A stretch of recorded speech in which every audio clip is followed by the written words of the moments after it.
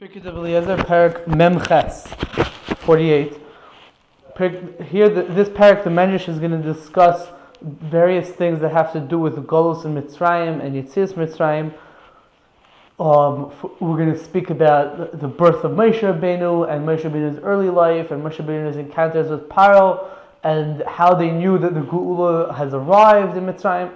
But the first thing we're going to discuss in the parak is why the Jews ended up going to Mitzrayim. Why did Hashem make this happen as Golus Mitzrayim? How long was it supposed to happen for? And exactly the cheshbonos of how long the Jews were in Mitzrayim and how long they were serving the Egyptians. So the Medrash begins like this. Rabbi Yochanan ben Zakkai Posach. Rabbi Yochanan ben Zakkai opened this discussion by quoting first the following pasuk. It says in Parashas Lech Lecha, "Bayem ahu koras Hashem es Avram bris," etc. On that day, Hashem made with Avram Avinu a covenant. It's talking about the day of the bris bin Absarim, the covenant between the pieces. That's what they call it.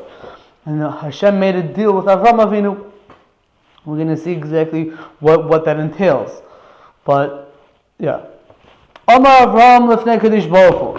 Avram Avinu said to Hashem, Ribono shel Olam, Master of the universe, Lo nasati li zara, you did not give me any offspring. V'ata omer li l'zaracha etenes oretz hazois. And you're telling me that to your offspring I'm going to give you this land? I don't have any offspring. How could you be promising me that my offspring are going to get Eretz Canaan, Eretz Yisrael, if I don't have any? Shenemar, hein li lo nasat zara. Behold, you have not given me offspring. And a few psukim later it says, Avram Avinu said to Hashem, Bama eda ki iroshana. How do I know that I'm going to inherit it? Meaning Eretz Yisrael. So Avram Avinu had two questions to Hashem. First of all, you said my offspring are going to inherit Eretz Yisrael. I don't have any offspring. What are you talking about? Secondly, how do I know I'm going to get Eretz Yisrael? Show me. Give me a sign. So if you look in the psukim in Parashas Lech Lecha, Bereshis Perek Tezvav,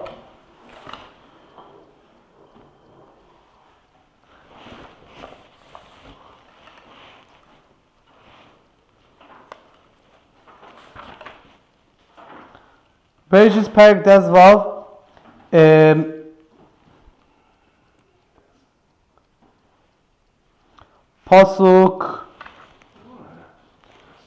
Pasuk Ches.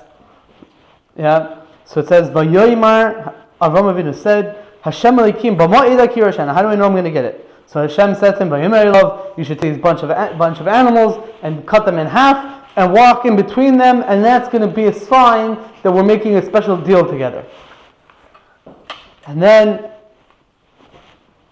in Pasuk Yud Gimel, Hashem says, Vayomer le'Avram, Hashem said to Avram, in that night in a dream, Hashem said to Avram, Yodaya Teida, you should know, Ki ger yihi zarecha be'eretz le'Elohem, strangers, your descendants will be in a land that does not belong to them, V'avodum v'inu esom, and they'll be enslaved and afflicted there, Arba me'ei shana, 400 years. That's what it says in the Psukim. So the Medrash says, Amar Roi HaKadosh Baruch Hu, Hashem said back to Avram Avinu, Avraham, Kol ha'olam kulai b'diburi hu I made. Avram, the whole world stands according to my word. I'm in charge of the whole world, Hashem says to him. Ve'en ata ma'amin b'dvari, you don't believe what I said? I said you're going to have descendants. I said they're going to get Eretz Yisrael. What are you asking questions? That's the way it is. I run the world. What do you... Ella ata omer bama eda ki roshana. You're asking, how do I know I'm going to get it? Chayaga, I swear that shtei pa'amim yadaya teida ki ger. I swear two things. Yadaya teida ki ger. Shenema yadaya teida ki ger yazarecha. Hashem makes the way the Mefarshim Ramazbet, Hashem, Avram Avinu had two questions. What happened to the offspring that you promised? And how do I know I'm going to get Eretz Yisrael? Because of that, Hashem made a decree that they're going to be I have two pieces of bad news for you. First of all, you're going to have descendants. Your descendants are going to go in a foreign land for 400 years. That's one piece of bad news. The other piece of bad news is that they're going to be slaves over there. Two pieces of bad news connected the two things that Avram Avinu was questioning Hashem about. One is good news. He's going to have. No, I'm saying you're going to have kids, but they're going to be in a foreign land for 400 years. That's one thing, and that your kids also going to be enslaved. Yeah. So those are the two. This is the repercussions of Avram Avinu questioning Hashem by the bris ben Absarim. 400 years is because of Abraham questioning the Eibishter? That's what it says in the Psukim right here. By Avram Avinu, Hashem says, "Ki ger yezarecha be'eretz le'lehem avodu me'inu osam arba me'ei shana," for 400 years. No, that I know, but Yeah. I mean, as a repercussion, that wasn't so clear to me.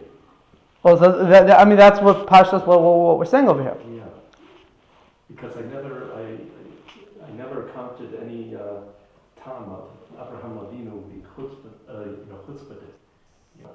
Right. So actually, the Marzu, one of the Farshim over here in Pikad Eliezer, says that we started off this whole discussion by quoting a pasuk at the end of this whole story of the bris ben Absarim, where it says, "Bayemu Kas Hashem es Avram bris lemar." He wants to point out an important idea of the Oimek Hadin. The Oimek Hadin is it shows that the depth of Hashem's judgment. That on the day, the best day of Avraham Avinu's life, where he got the best news ever, that he's going to get Eretz Yisrael and he's going to have descendants, on that day, that Hashem is giving him so much good, one little thing that he sort of questions, like, how do I know? That already made severe repercussions, and Hashem is going to give him an einish for it, a punishment. So it's like by tzaddikim, the din is very, very fine. Right, it's very fine. You vary just the slightest amount. By a regular person, it wouldn't. Right. It wouldn't even make a. It wouldn't make it right. Okay, so now there's an important discussion over here. To figure out the chronology of Avraham Avinu's life. And it doesn't seem like it's so important right now, but when we get to the end of this discussion, we'll see what the difference is. But if you look in the Psukim of Parshas Lech Lecha, in a nutshell, the Psukim of Parshas Lech Lecha talks about Avraham Avinu. Hashem says, "Lech lecha me'artzecha," go leave your father's land, right, and come to Eretz Canaan. And he goes to Eretz Canaan, and the pasuk says that how old was he when he left Haran to go to Eretz Canaan? The pasuk says, Perek Yud Beis, pasuk Daled, Vayelech Avram went, Kasher Diber Elav Hashem, like Hashem said to him, Vayelech ito Lot, and Lot came with him. Ve'Avram ben Chamesh Shanim v'Shivim Shana be'Tzisa me'Charan. And Avram was 75 years old when he left Haran. The pasuk says he was 75 when he left Haran to go to Eretz Canaan. And then he went to Eretz Canaan, and there was a famine, so he went to Egypt. And then after he came back from Egypt, he went back to Eretz Canaan. And then there was a fight between the shepherds of Avram and Lot went away, and he went to Sodom. And then there was a war with the 4 kings and the 5 kings, and Lot was captured, and Avram Avinu goes and he fights, and he saves them. And then after all of that, then the story says, Achar Dvar Ma'ela, the Torah says, Achar Dvar Ma'ela, in the beginning of Perek Tesvav, Bereishis. Then we say this story over here that we just talked about, of the bris ben Absarim. So what it seems is that the story of the bris ben Absarim happened after all these things in the beginning of Parshas Lech Lecha. That's what it seems like from the order of simple pshat in the Torah. However, Chazal tell us like this. Chazal and Seder Olam, and Rashi goes with this mahalach as well. They tell us that no, really, first of all, there's 2 yisaydis over here. The first yisayd is a concept called Ein Muktam U'Ma'uchar B'Torah. There's no earlier and later in the Torah. The Torah is not a history book, and therefore the narrative as it's written in the Torah cannot be taken as an actual historical chronology. The Torah is recording events in a certain order because it wants you to understand things in a certain order. But that does not necessarily mean that it happened exactly in that order. Therefore, Chazal tell us that really what happened was Avraham Avinu left Canaan and came to Eretz Yisrael when he was 70 years old. And that's when we had this story of the bris ben Absarim. Then he went back to Haran, and when he was back in Haran, went back to Haran for 5 years, And when he was there, Hashem said, "Go to Eretz Yisrael, lech lecha." And then he left Haran again, came back to Eretz Yisrael, and at that point he was 75 years old. And then from there, all the other stories happened. He went to Egypt, and then the stories of Lot, etc. And then, even though after all of this is written the story of the Bris Ben Pesarim, really the story of the Bris Ben Pesarim happened before the beginning of Parshas Lech Lecha. That's what Chazal tells us. It comes out that according to Chazal, the story of the Bris Ben Pesarim happened when Avraham Avinu was 70 years old. Okay, that's the way Rashi goes. Seder Olam, Rashi. That's the opinion of Chazal. Comes along the Ramban. And the Ramban argues on both points that we made over here. First of all, the Ramban says, you tell me, Ein muktam u'muchar b'Torah? No such thing. The way that it's written in the Torah, the order that it says in the Torah, that is the order. You can't play around and say, no, this happened before this. The Torah says it like this. That's the way it goes. That's one point that the Ramban makes. Second point the Ramban makes is, if it says that Avraham Avinu was 75 years old when he went from Haran to Eretz Yisrael, so that means he was 75 years old, and all these stories happened after that happened. So the Ramban contends that the story of the Bris Ben Pesarim happened when Avraham Avinu was older than 75, more than 75. So over here you have a machlokes between, let's call it Rashi and the Ramban. Was Avraham Avinu 70, like Rashi says by the Bris Ben Pesarim, or was Avraham Avinu over 75, like the Ramban says? That's one point. We'll see why this machlokes is important a little bit later on. But that's machlokes Rashi and the Ramban. Fine. Now, in the Bris Ben Pesarim, we said that Hashem told Avraham Avinu that his descendants are going to be in a foreign land and enslaved for 400 years. Arba me'ez shana. Now, the truth is that nobody says that Klal Yisrael was literally in Mitzrayim for 400 years. It's accepted that is for sure not the pshat. Nobody says that. Why is that true? Why is it that nobody says that they were literally in Mitzrayim for 400 years? So the answer is, the Seder Olam brings a cheshbon why it can't be true. If you look in Parshas Va'era, Shmais, Perek Zayin, Shmais, Perek Zayin, Perek Vav, Shmais, Perek Vav, let's say from Pasuk Yud Ches, like this. We know in Parshas Vayigash, the Torah tells us the names of all 70 members of the family of Yaakov Avinu that came down to Mitzrayim.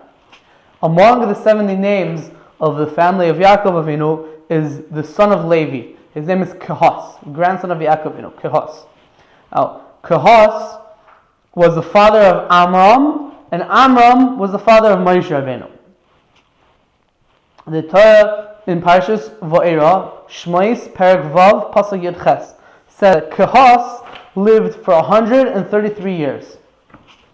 Two psukim later, it says that Amram lived for 137 years. And we know that Moshe Rabbeinu, at the time of Yetzias Mitzrayim, was 80 years old. So that's a pasuk also in Parshas Va'era, Perek Zayin, Pasuk Zayin. It says that Moshe was 80 years old at the time of Yetzias Mitzrayim. So if you add up all three of these people's years, the years of Kehos, 133, plus the years of Amram, 137, plus 80 of Moshe Rabbeinu, you do not get anywhere near 400. So it can't, and that's even if they don't overlap. So, and we know that for sure they did overlap, because Kehos was born, each person was born in the lifetime of their father, Pashtus. Right? So, you don't even get to 400 years. From the person people that came down to Mitzrayim till the time of Yetzias Mitzrayim, is for sure not 400 years according to this cheshbon. That's what the Seder Olam says. And so we know for sure that the Jews were not literally in Mitzrayim for 400 years. It had to have been actually less than 400 years. Why does the Torah say that they were there for 400 years, or it says even 430 years? That we're going to see later on. But we know that it wasn't 400 years. Now, Pirkei Eliezer is going to make a little bit more of a detailed cheshbon. Rabbi Eliezer ben Azariah Omer. Rabbi Eliezer ben Azariah says, Lo yashva Yisrael b'Mitzrayim el Mosayim v'eser shanim. The Jews did not dwell in Mitzrayim except for 210 years. They only lived in Mitzrayim for 210 years. Right? So we said why for sure it's not 400. He's going to tell us why it is 200. Okay? You should know that this is true. Why? Come and see. When Yosef came down to Mitzrayim, he was 17 years old. I don't know why it says this piece of information. This is not relevant to the discussion really. This is relevant. When he stood in front of Paro, he was 30 years old. Shenemar, it's a pasuk in Parshas Miketz. Yosef was 30 years old when he stood in front of Paro. And he stood in front of Paro, and he interpreted Paro's dream, right? And Paro made him the viceroy, right? So in the dream was that there's going to be 7 years of surplus and then 7 years of famine. So let's make the cheshbon. V'shava shnei hasava, 7 years of surplus, right? So now Yosef is 37. Ushtayim shnei harav, 2 years of the famine. Harei shloshim v'seisha shana. So you get now Yosef is 39 years old. When we're talking about 2 years into the years of famine. And 2 years into the years of famine, that's when Yaakov Avinu and the whole family came down to live in Mitzrayim. So Yosef was 39 years old when the family came down to Mitzrayim. The Levi ben Yaakov, Hayagolim Yosef Sheishanim. Levi, the son of Yaakov, Yosef's brother, was older than Yosef by 6 years. Therefore, if Yosef was 39 years old when his family moved to Mitzrayim, then Levi was 45 years old when the family came down to Mitzrayim. When Levi came down to Mitzrayim, Haya ben Arboim v'chamesh shana. He was 45 years old, like we just said. Ushnei Chaya v'Mitzrayim tishim v'ushtayim shana. Harei me'er u'shleishim v'sheva shanim. Behold, it comes out, if you have 45 plus 92, you come out to 137. Shene'amar ushnei Chaya Levi me'er u'shleishim v'sheva. Levi lived for 137 years. And we know that when he came down to Mitzrayim, he was 45 years old. Therefore, it means that he lived in Mitzrayim for 92 years. But this isn't necessarily the point over here. The point is like this. When Levi came down to Mitzrayim, when Levi came down to Mitzrayim, that's when his wife gave birth to his daughter Yocheved. Okay? Chazal tell us, it's a pasuk in Parshas Pinchas, it says, Asher yalda Isa leLevi b'Mitzrayim. It says about Yocheved, that Yocheved was born to Levi in Mitzrayim. And Chazal tell us, yalda Isa b'Mitzrayim. She was born in Mitzrayim, but she was conceived before they got to Mitzrayim. So basically, Chazal are telling us that Yocheved was born like right when they got to Mitzrayim. The lashon of the Gemara is that it was bein hachomis. It's almost like in between the border. She was born like in between the border. A question of that literally means she was born in between the border, or it means that she was born like right when they got there. But Yocheved was born mamish right when they got to Mitzrayim. And we have Chazal have a Kabbalah. This is where the Radal explains it. Chazal have a Kabbalah that Ubas Meir U'Shleishim Shana Yolda as Moshe. She was 130 years old when Moshe Rabbeinu was born. Shene'emar, as it says in the pasuk, U'Moshe ben Shmeinim Shana. Moshe was 80 years old when by Yetzias Mitzrayim. So Moshe was 80 years old by Yetzias Mitzrayim, and his mother gave birth to him when she was 130, and she was born right when they came to Mitzrayim. So it comes out that 130 plus 80 is 210. Harei kulon masayim v'eser kiminyan redu. It comes out that all the years that the Jews were in Mitzrayim was 210 years, like the gematria of the word redu, that Hashem told Yaakov Avinu, redu shama, go, they said, Yaakov Avinu said, redu shama, go down to Mitzrayim. Redu is gematria 210, and we just made this cheshbon of how we know that the Jews were in Mitzrayim for 210 years. Fine. There's a few interesting points to speak about over here. First of all, like this. Let's look at this. All right, the Radal brings an interesting point over here. The Radal in Ois Tes brings a Targum Yonasan in Parshas Va'era that the Targum Yonasan says that Levi lived to see Moshe and Aaron. That's what it says in the Targum Yonasan. Now, according to what we're saying, that doesn't make any sense, because we said that Levi lived to be 137 years old. And we know that Levi's daughter, Yocheved, gave birth to Moshe Rabbeinu when she was 130.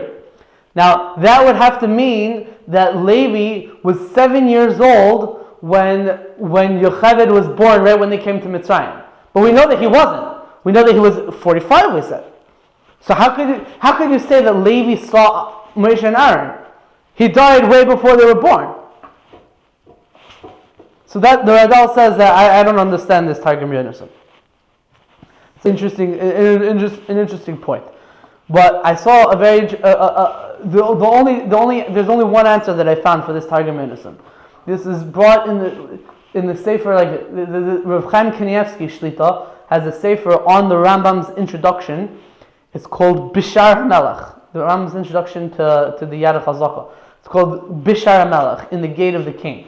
Rav Chaim Kanievsky in his sefer Bishar HaMelech writes, he brings down this Radal, and he brings the obvious question on it, and he says that you have to say that when the Torah, according to the Targum Yonasan, when the Torah said that Levi lived 137 years, it means 137 years after he had his kids, or after he had his main kids, let's say, after he fathered Yocheved. So if it means 137 years after he fathered Yocheved, so then, and Yocheved had Moshe Rabbeinu when she was 130, so that means that Levi died 7 years when Moshe Rabbeinu was 7 years old. That's a cheshbon of Chaim Kanievsky. He says this in the name of an anonymous Chacham Echad, and I searched on some Sfarim, and I found that this pshat is also brought in a sefer called Igra de Kala from Rav Tzvi Elimelech of Dinov, who also wrote the Bnei Yissaschar, famous Chassidish sefer. So he also says this answer. Now it sounds a little bit funny because the Torah seems to be saying he lived 137 years, but there is some precedent to such an idea. Because if you look in Parshas Bereshis and Noach, when it talks about all the generations of different people, by each person was saying, and so was this age when his son, the next guy was born, and then the Torah said, the next pasuk would say, and he lived such and such years after that son was born. So we do find the concept that the Torah would count how many years a person lived after a specific child of his is born. So it's not so far-fetched what Rav Chaim Kanievsky and what the Igra de Kala are trying to say over here. Okay, that's one issue. The other issue is like this. The Rishonim discussed a very interesting question. We said that Yocheved was how old when she gave birth to Moshe Rabbeinu? 130 years old when she gave birth to Moshe Rabbeinu. The question is like this. The Ibn Ezra in Parshas Vayigash asks this. The Torah makes a whole big deal of Sarah, that Sarah was 90 years old when she gave birth to Yitzchak. She was 90 years old, and there was a Navi, the Malach came, and a Navi, and it was like a whole thing, and Chazal tell us that everyone was so astonished, and they didn't believe it was really her kid, and they made a whole party, or whatever. But, fine. So that's Sarah. But there's a bigger nace over here. Yocheved gave birth to Moshe when she was 130. That's way older than 40 years older than Sarah. So why over here this isn't even mentioned in the Torah? This is like if we make a cheshbonis, we could come out that this will happen. But why don't we speak about this nace? It was an even bigger nace. This is the Ibn Ezra in Parshas Vayigash's question. So there's a few answers they offer to this. First of all, the Ramban in Parshas Vayigash answers the famous Ramban.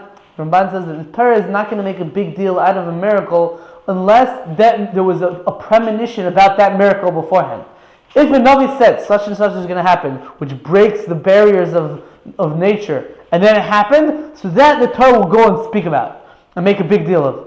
by Avram Avinu and Sarah. So there was a malach, and Hashem said that it was going to happen. So there was a premonition about it. There was a nevuah beforehand. We knew about it before. So we spoke about it and we stressed the miracle. But over here, there was no premonition. There was no one said beforehand that it was going to happen. Ever. So therefore, the Torah doesn't feel the need to speak about it so much. That's what the Ramban says. Now, you have to think about it. The Gemara says that Miriam had a nevuah that her mother is going to give birth to a child who's going to save Klal Yisrael. So you have to know if that's really a question on the Ramban. But also, even if it is a question, you can say that since that nevuah is not mentioned explicitly in the Torah, so we're still not going to stress the miracle Shabbat. That's one answer. That since there was no nevuah about it, we don't necessarily have to speak about it. Another pshat is quoted in Tosfos Hasholim, says that because Yocheved already gave birth when she was younger, so therefore it's not such a miracle that she gave birth when she was 130 years old. So we have to figure out exactly what that means, because we know that Miriam, at least from the Torah, we know that Miriam had Yocheved had 3 kids. Yocheved had Miriam, who according to Chazal was 3 years older than Aaron, and Aaron, who was 3 years older than Moshe. So she had 3 kids, Miriam, Aaron, and Moshe. If Miriam was 6 years older than Moshe, so that means that Miriam was born when Yocheved was 124. So 124 is also a big miracle. So it's still a big. What are you answering that she gave birth to kids before? So you want to tell me she gave birth to kids way before, but we don't find that she gave birth to kids anyone besides Aaron, Miriam, and Moshe. And in fact, the Gemara in Masechah Shabbos, Daf Peches and Aleph, says about Moshe Rabbeinu Orion Tilisaya. Moshe Rabbeinu is called the third light. And Rashi in Masechah Shabbos says, what does it mean that Moshe Rabbeinu why is he called the third light? Because he is the third child born to Yocheved. So she had Miriam, Aaron, and Moshe. Moshe is the third one. So we see clearly that Chazal, and especially Rashi over here, understood that she didn't have any other kids. So we're just saying she gave birth before. So it could be, and there are other reasons why you could say this, but you could say that what it means is that she became pregnant before and she had, let's say, miscarriages, Le'elenu, and that's what it means. Since she became pregnant a few times earlier, so now that she became pregnant when she was 130, it's not such a big deal because we find other people that did that. Moshe Aharon, Sarah, we don't find other people that did that, but because we already see that she could become pregnant. Moshe Aharon, on the other hand, Sarah never had any kids before. Vatihi Sarah Akara Ein Lavolad. She didn't even have the biological capability of having children until she had Yitzchak. So it was mamish an even bigger nace. Could be that's what they mean to say. The third point is that the Barbanel in Parshas Shmais, he argues with this completely. He says no, Yocheved wasn't literally born bein achaymes. She wasn't born right when they came to Mitzrayim either. He was born like 70 or 80 years after they came to Mitzrayim, and then he makes all cheshbon, and he says that it really comes out that Yocheved was only 50 or 60 years old when she gave birth to Moshe Rabbeinu, and it's not such a big nace. It's for sure she was younger than Sarah, and he argues on this whole thing. But we have what Chazal tells us. Okay. Al Kopanim, so over here in Rabbi Elazar ben Azariah is making a cheshbon that Klal Yisrael was only in Mitzrayim for 210 years. So now he asks the obvious question. For Kan Reimer, it's over here when we're talking about the Bris Ben and Besarim, it says in the pasuk Va'avadum v'inoisam arba me'ay shana. It says that they're going to serve them and afflict them for 400 years. Well, what is the 400 years? We just said it's only 210 years. Where's the fulfillment of that prophecy? So it says, Amar Rabbi Elazar ben Arach. Rabbi Elazar ben Arach said to him, Lo Amar HaKadosh Baruch Hu LeAvraham Ela Misha Shehaya Le'Zera. Hashem did not mean to say that the Jews are literally going to be in Mitzrayim for 400 years. No, but Hashem said that from when you, Avram, will have offspring till 400 years later, they're going to come out of that foreign land 400 years after you get offspring. Shenamar ki ger yezarecha, because your descendants will be strangers. what are your descendants, Zerah, your offspring? That's talking about Yitzchak, because the pasuk elsewhere says, Ki b'Yitzchak yikar lecha zara. Hashem said to Avraham Avinu, no, don't think about that Yishmael is going to inherit your possessions or whatever and be your successor. No, Ki b'Yitzchak yikar lecha zara. Yitzchak is going to inherit you. Don't think that your son from Hagar is going to continue from is going to be a successor. It's going to be Dafka Yitzchak. And Umishinayla Yitzchak ve'ad sheyatzu Yisrael miMitzrayim Abba me'eh shana. From when Yitzchak was born until the Jews came out of Mitzrayim is 400 years. Let's make the cheshbon. How do you get the 400 years? It's very simple. The Radal speaks this out, but it's a pretty simple cheshbon. Yitzchak was born when Avraham Avinu was 100 years old. Fine. From when Yitzchak was born till Yaakov Avinu was born, the pasuk in Parshas told us says that Yitzchak was 60 years old when Yaakov Avinu was born.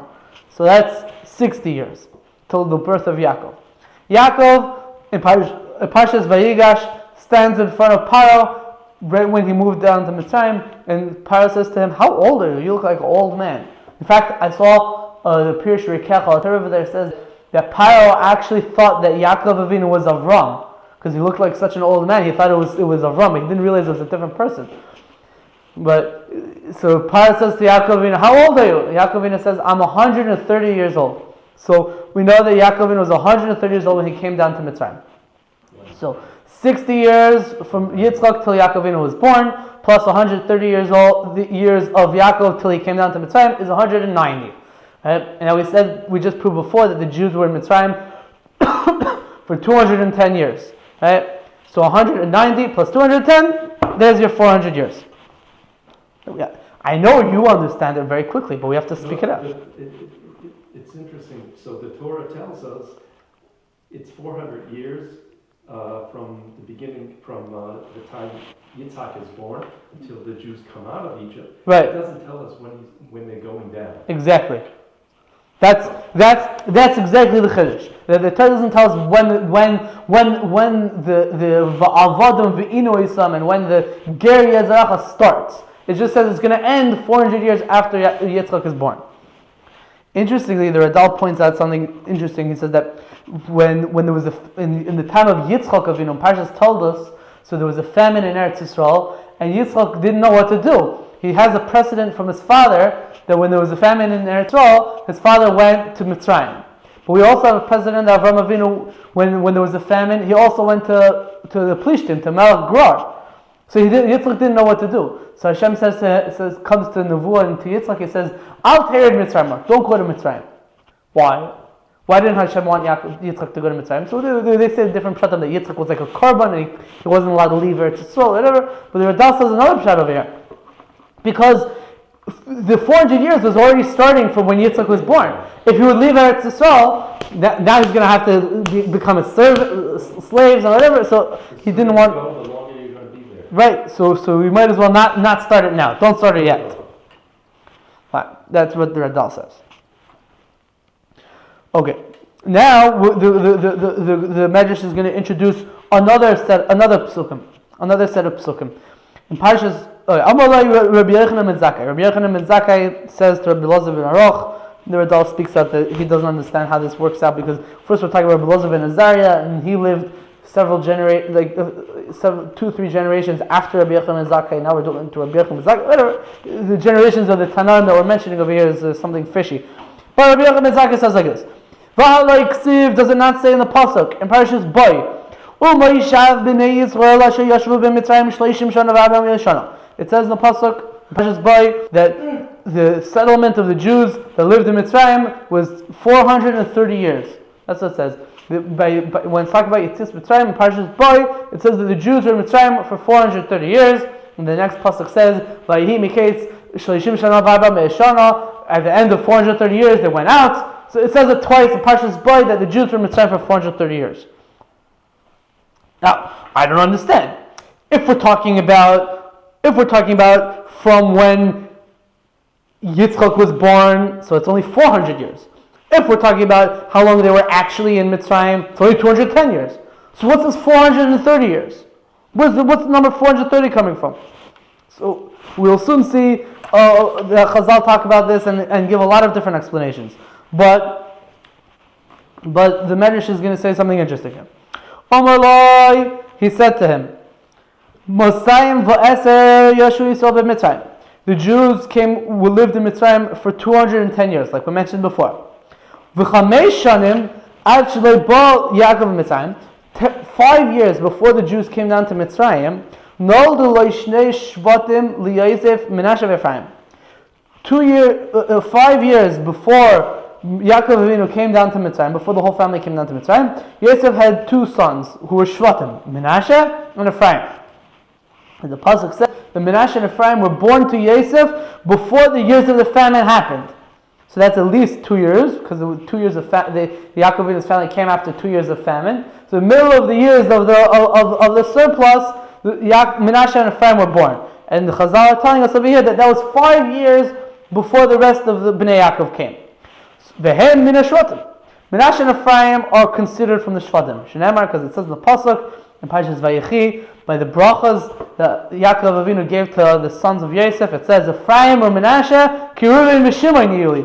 Ephraim and Menashe are like Reuven and Shimon, just like Reuven and Shimon are Shvatim. Ephraim and Menashe are Shvatim. So if you count Bnei Yisrael going down to being in Mitzrayim from when Efrayim and Menashe were born, because Efrayim and Menashe are Shvatim, so you have 215 years. Yeah? 215 years. Now the Medrash does something interesting. Yomim v'leilos. If you count days and nights of 215 years, so meaning you double it, you get 430. Here you get, behold, you have 430 years. I'll explain in a moment why the Medrash did this. A very gishmak pshat. But fine. Now the next line in the Medrash, I don't know exactly how to read this, but this could be, it has something to do with what we're talking about. Shadilah gets the Kates. Hashem jumped over the Kates. The end of the Kates is the end, the end of when the Golus is supposed to be, when the Golus is supposed to end. Hashem jumped over when the Golus is supposed to end. B'schus avos, in the merit of the fathers, the forefathers, shehem givois olam, because who are the mountains of the world. V'alei makas avomer, about the avos, the pasuk says, Kol deidi hineze ba, behold, the voice of my beloved is coming. Medaleg al harim, skipping over the mountains. Mekapetz al gvoros, jumping over the hills. And if you remember, in Parak Hey, we discussed why we discussed a medrash from Chazal that tells us that the Geula happened in the schus avos and in the schus of the imahos, of the forefathers and the foremothers, and we said that harem are the forefathers and gavois are the foremothers. Here it's saying that the gavois are the forefathers. Maybe there's something missing over here. But this in the schus of Avram Yitzchak and Yaakov and Sarah Rivka Rachel Leah, the Hashem sort of played around with the cheshbon. I think that's the way I understand it. So we said that it was 215 years from when Efrayim and Menashe were born until they went out of Mitzrayim. 215, and it said Yomim and Leilos, days and nights. So you double it, so you get 430. Why are you doubling it? What's the doubling over here? Where does that come in? So in 2007, the Satmar Rebbe from Kiryas Yisrael came to LA, and he spoke in my yeshiva, and he spoke about this Pirkei Eliezer, and he said the following. He said like this: there's 2 types of slaves that we find in the Torah. There's something called an Eved Ivri, and something called an Eved Kanani. A Canaanite slave and a Jewish slave. And there are differences between the way you could work with a Jewish slave and the way you could work with a Canaanite slave. An Eved Ivri, when you buy, the Chazal tells us, when you buy an Eved Ivri, you're really buying yourself a master, because like if you only have one pillow, you have to give it to him, etc. An Eved Kanani is like a piece of it's hard to understand it in the way society understands things nowadays. But it's like a piece of property. You own him. You do whatever you want with him. You work him. You work him like a slave. He's literally a slave. Eved Ivri is not a slave. And Eved Ivri has a real social standing. He's a real person. You treat him like a regular Jew. He's supposed to work for you. He's like sort of like a worker that you have a contract with him 7 years. Masha'inkin and Eved Knani is like a real slave. Right? So the Satmar Rebbe said like this. The Jews, when they were in Mitzrayim, did they have the halachic status of an Eved Ivri or an Eved Knani? So he wants, did the Jews in Mitzrayim, do you look at them, their status, are they looked at as Jews, even though it was before they received the Torah, or do you look at them as Goyim? Because they didn't get the Torah yet, so they're not, why should they be different, let's say, than any other nation? Right? So he says, the way you're supposed to look at it is they had the status of Jews. And therefore, if Paro is going to work them, so he would have had to work them like you work an Eved Ivri. And the halacha by an Eved Ivri is that an Eved Ivri only works during the day. Eved Ivri works during the day. At night, he's off. Chazal tell us a chiddush, a special chiddush, that since the master doesn't have he doesn't have the right to work his Eved Ivri during the day, so because of that, the Torah gave us the master the right to give shivcha knanis to his Eved Ivri to marry, so that he could be accomplishing something for his master at night. But he's not obligated to work for his master at night. That's what Chazal tell us. On the other hand, the Eved Knani, work him day and night. You can do whatever you want with him. He's like we said, he's a piece of property. You can do whatever you want. So the Satmar Rebbe said like this: when the Jews were in Mitzrayim, Paro worked them as if they were like an Eved Knani. He worked them day, he worked them night. But really, they should have only been working during the day and not at night. Therefore, they worked double than they should have been working. So that's why the Medrash is cheshboning the day and the night. So you had 215 years that they were in Mitzrayim, day, and 215 years, night. That's how you get to 430. That's what Pirkei D'Eliezer's chiddush. That's how it answers where you get the 430 years from. That's one mahalach over here. There's a few other mahalachim over here and how to answer this pasuk of 430 years. Targum Yonason. Was Paro ever challenged on this? Was Paro ever challenged on what? The fact that he was working them as Avadim Kananim, whereas when they went into slavery, it seems clear that they were taken in as a Jew would be an Eved Yehudi. Well, I'm not sure what you're asking. In other words, if they were taken into slavery by Paro, accepted as slaves, as an Eved Yehudi, and he started treating them as Eved Kananim, Evadim Kananim, that's someone could challenge him on that and say, that's not the deal. You can't do that. I don't know. I don't know of anyone else who even talks about this really. The Radal sort of hints to such an idea when he's explaining the Pirkei D'Eliezer, but I only heard this from the Satmar Rebbe Shlita when he came to speak in my yeshiva in LA, and then this is what he said. I don't know any more details about it, but that's his pshat over here in what the Pirkei D'Eliezer is trying to say. Now, there's a few other explanations of what do you do with this 430. Rashi. You know something, this may have nothing to do with Paro. Nothing at all. It's just that you would have to, a Jew cannot be an Eved Kanani. But he can't, okay? So for the purposes of the Heshbon, we have to look at him as an Eved Yehudi, whatever, and if he was working at nighttime too, that gives us the ability to count it double. Okay, fine. You could say it like that. I'm just saying it the way I remember, the way he said it over. I think that's the way he said it over. I don't remember exactly could be he was trying to say a bigger picture.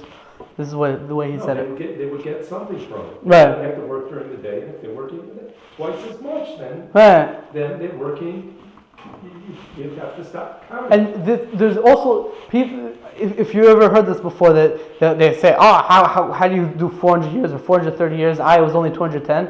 So they say one of the answers, the famous answers they say is that they worked very hard. They worked as hard as if they were working for 400 or 430 years, but really it was only 210. So that works very well with what we're saying. It fits in with the same thing. Targum Yonason in Parshas Boy on that pasuk of Moshe Bnei Yisrael Shleishim Shana v'Arba Me'eh Shana, when it says that they were there for 430 years, he translates the pasuk in sort of a funny way that gets us out of this question. It says in the pasuk, U'Moishav Bnei Yisrael, the settlement of Bnei Yisrael, Asher Yashvu b'Mitzrayim, that settled in Mitzrayim, Shleishim Shana was 30 years. Says Targum Yonason, 30 Shmitas, which is 30 times 7, which is 210. Ve'arba me'ay shana, which is 400 years from when Yitzchak Avinu was born. So that fits with everything that we're saying before. We said before, where are you getting 430 years from? So either 210, that's how long they were in Mitzrayim, or 400 from the birth of Yitzchak. Where's 430 coming from? So Targum Yonason is answering that question. He's saying, you're reading it wrong. It's 30 Shmitas, which is 210 years, and which equals 400 years from when Yitzchak was born. So it's talking about both points that we said before, and it doesn't really mean 430 years. That's what Targum Yonason says. Now Rashi has a different mahalach. Rashi and Seder Olam goes with a different mahalach. Rashi and Seder Olam say that we said like this: the 400 years is counted from when Yitzchak was born, right? Says Rashi, you know where 430 years is coming from? From the Bris bin Absarim. Yitzchak was born when Avraham Avinu was 100 years old. Rashi and the Seder Olam understood that Bris bin Absarim happened when Avraham Avinu was 70 years old, meaning 30 years beforehand. So if you count from the Bris bin Absarim till Yetzias Mitzrayim, you get 430 years. We're just going 30 years earlier, and everything is good. That's what that's how Chazal understood this 430 years. Chazal, Rashi, and the Seder Olam. That's the easiest mahalach. That's the famous mahalach.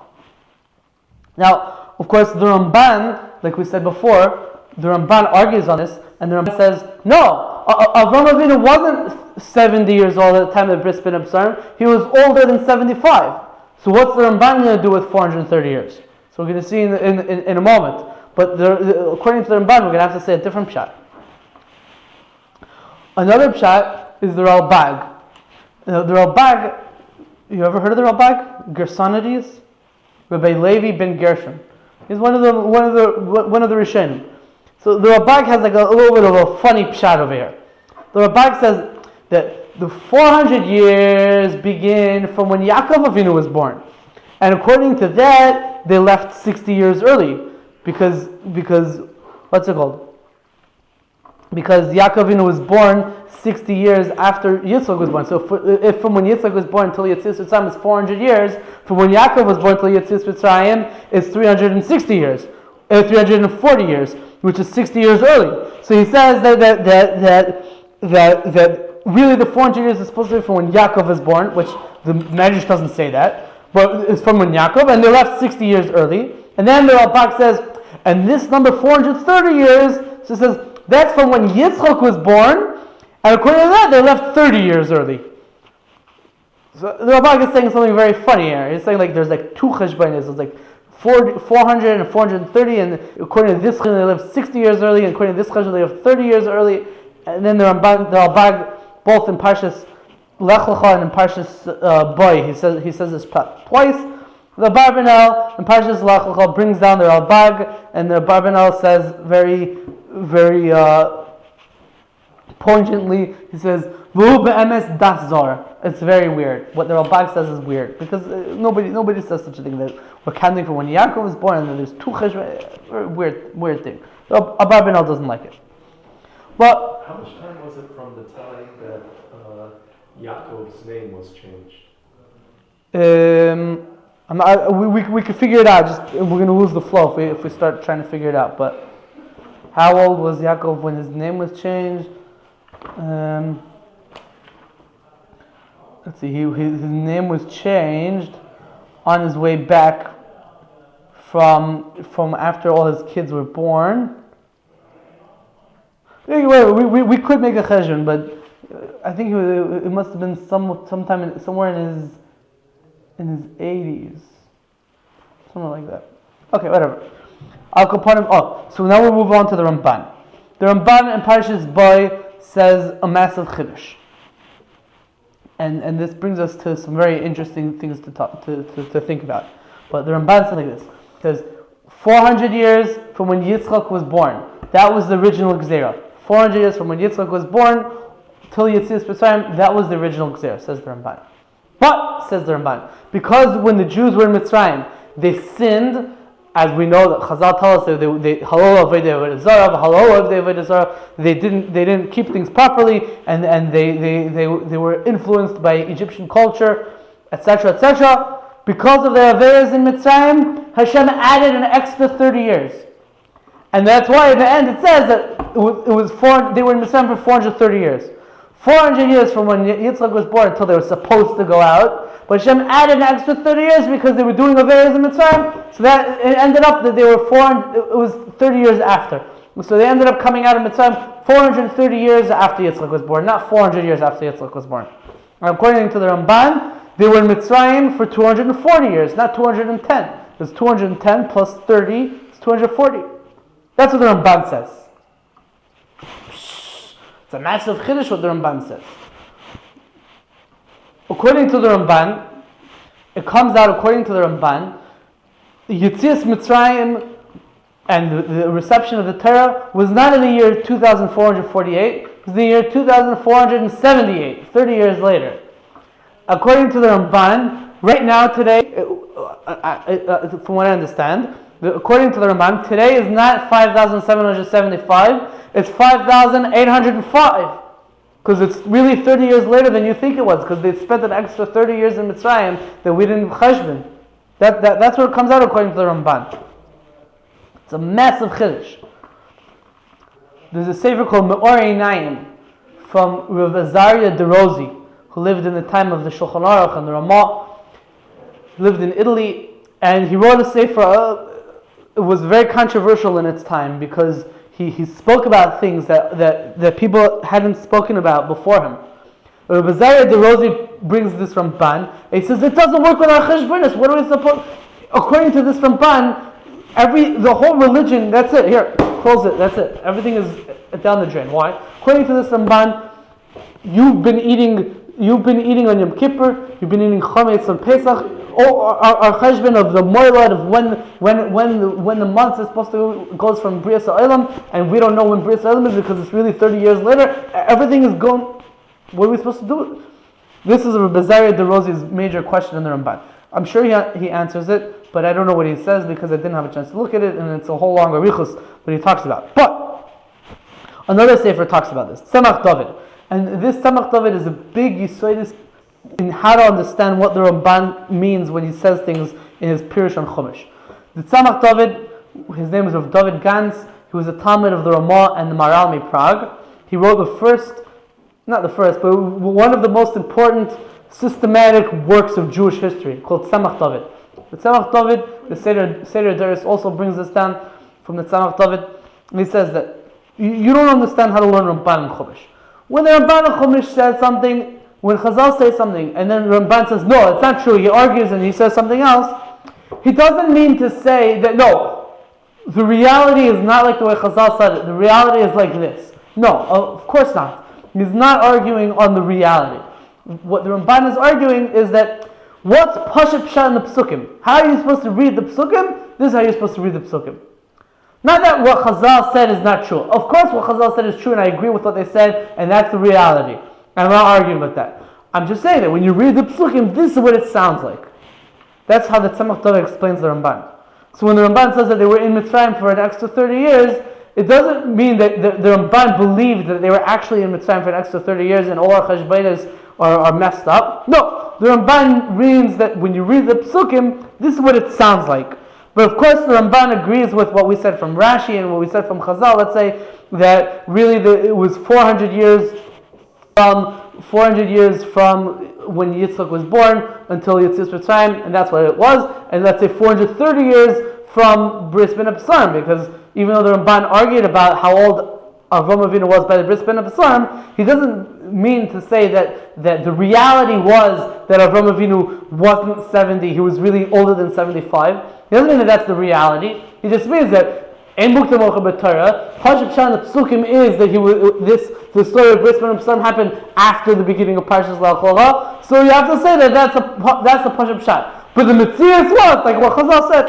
That's what the Tzemach David wants to say in the Ramban. It's a huge chiddush, but you have to think and see if there's more proofs to what he's saying, or if there isn't more proofs to what he's saying.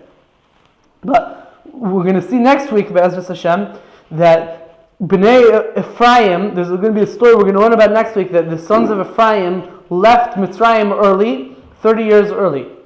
And we're going to speak about this next week more barichos. But the Ramban, in the end of his shtickle in Parshas Boy, says that these Bnei Ephraim that left 30 years early from Mitzrayim, they didn't make a mistake.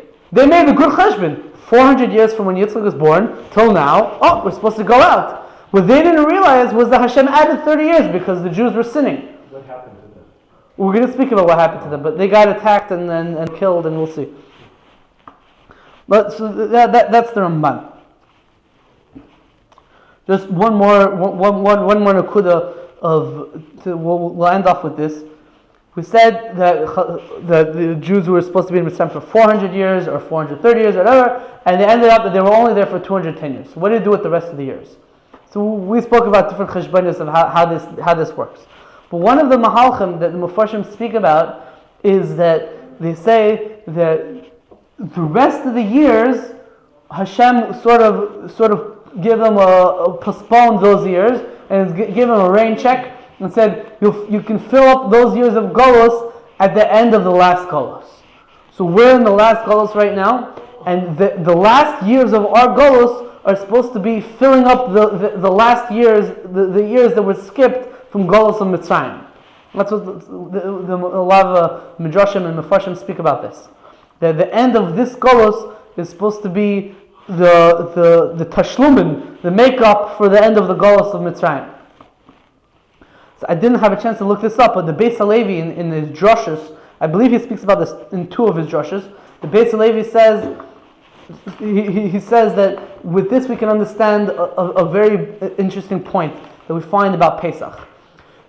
First of all, the Torah brings this down. There's a famous idea not an idea, but it's a trick, sort of a trick to remember how the Jewish calendar works. It's called Atbash.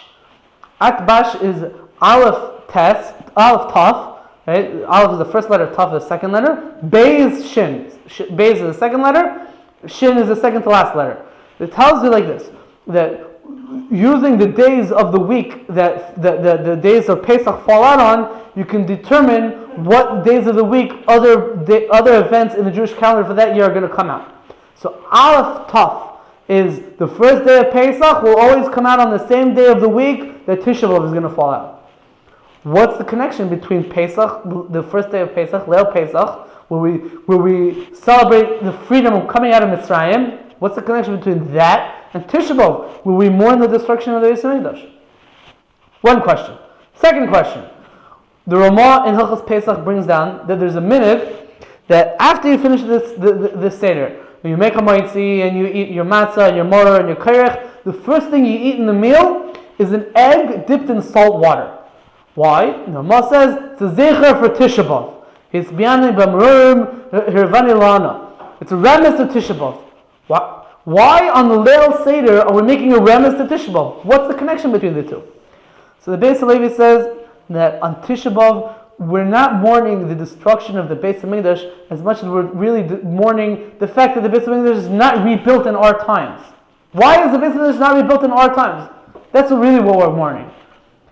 According to that, the question is like this: why isn't the Beis Hamikdash? Because we're in Golos. So as we said before, that the end of our present Golus is supposed to be the makeup for the Golus of Mitzrayim. So basically, it says that when we're mourning, when we're doing a remez to Tisha B'Av on Leil Pesach, we're showing the connection between going out of Mitzrayim and the Beis Hamikdash not being rebuilt in our time. Why is the Beis Hamikdash not being rebuilt in our time? Because right now we're doing the Tashlumin for the fact that we went out of Mitzrayim early and we didn't fill the 400 or 430 years, and there's still time left. So that's why the Beis Hamikdash is not rebuilt. So Leil Pesach and Tisha B'Av have a lot of shaykhs with each other, and that's the connection between the two. Thank you for coming, and Be'ezus Hashem, we will see each other next week.